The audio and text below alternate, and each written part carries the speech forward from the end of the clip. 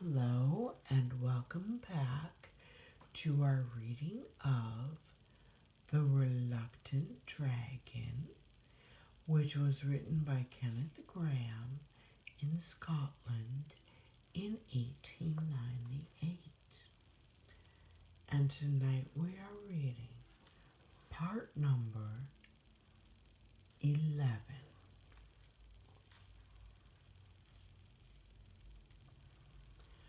Though the round lasted for some minutes, the end was so swift that all the boy saw was a lightning movement of the saint's arm, and then a whirl and a confusion of spines, claws, tail, and flying bits of turf.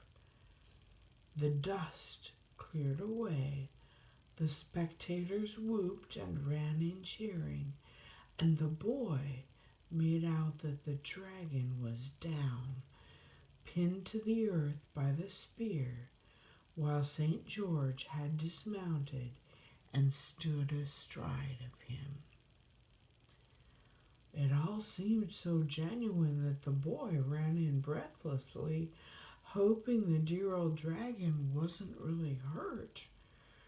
As he approached, the dragon lifted one large eyelid, winked solemnly, and collapsed again. He was held fast to the earth by the neck, but the saint had hit him in the spare place agreed upon, and it didn't even seem to tickle. "But ain't you gonna cut his head off, mister?" asked one of the applauding crowd. He had backed the dragon and naturally felt a trifle sore. "Well, not today, I think," replied St. George pleasantly. "You see, that can be done any time. There's no hurry at all. I think we'll all go down to the village first and have some refreshment. And then I'll give him a good talking to, and I think you'll find he'll be a very different dragon." At that magic word, refreshment, the whole crowd formed up in procession and silently awaited the signal to start. The time for talking and cheering and betting was past. The hour for action had arrived. St. George, hauling on his spear with both hands, released the dragon, who rose and shook himself and ran his eye over his spikes and scales and things to see that they were all in order. Then the saint mounted and led off the procession, the dragon following meekly in the company of the boy, while the thirsty spectators kept at a respectful interval behind. There were great doings when they got down to the village again and had formed up in front of the inn.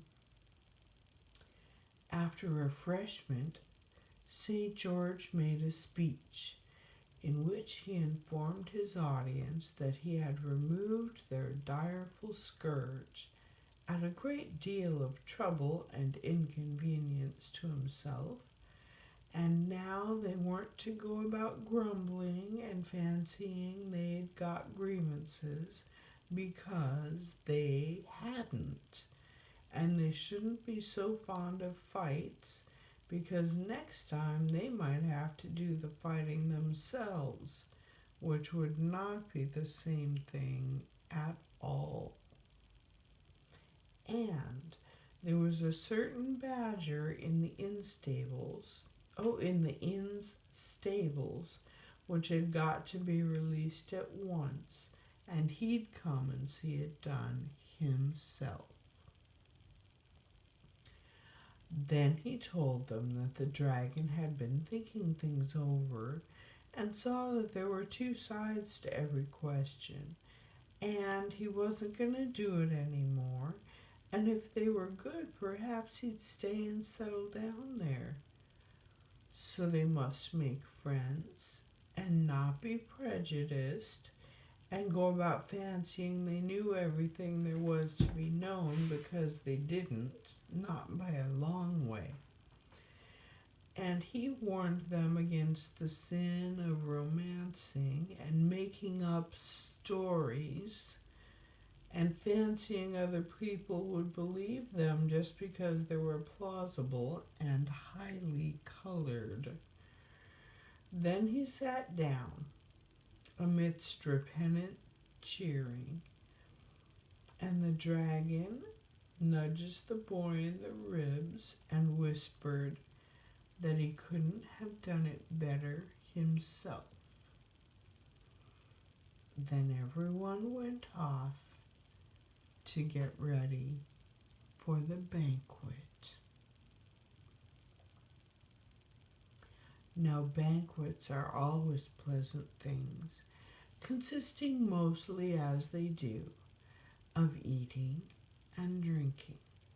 But the especially nice thing about a banquet is that it comes when something's over and there's nothing more to worry about, and tomorrow seems a long way off. St. George was happy because there had been a fight and he hadn't had to kill anybody, for he didn't really like killing, though he generally had to do it. The dragon was happy because there had been a fight, and so far from being hurt in it, he had won popularity and a sure footing in society.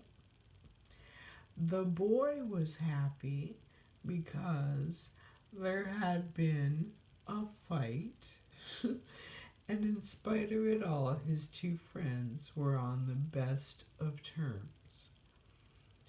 And all the others were happy because there had been a fight, and, well, they didn't really require any other reasons for their happiness. The dragon exerted himself to say the right thing to everybody, and proved the life and soul of the evening, while the saint and the boy, as they looked on, felt they were only assisting at a feast of which the honor and glory were entirely the dragon's. But they didn't mind that, being good fellows, and the dragon was not in the least proud or forgetful. On the contrary, every 10 minutes or so he leant over towards the boy and said impressively, "Look here, you will see me home afterwards, won't you?" And the boy always nodded, though he had promised his mother not to be out late. And that is the end of part number 11. And we will see you next time.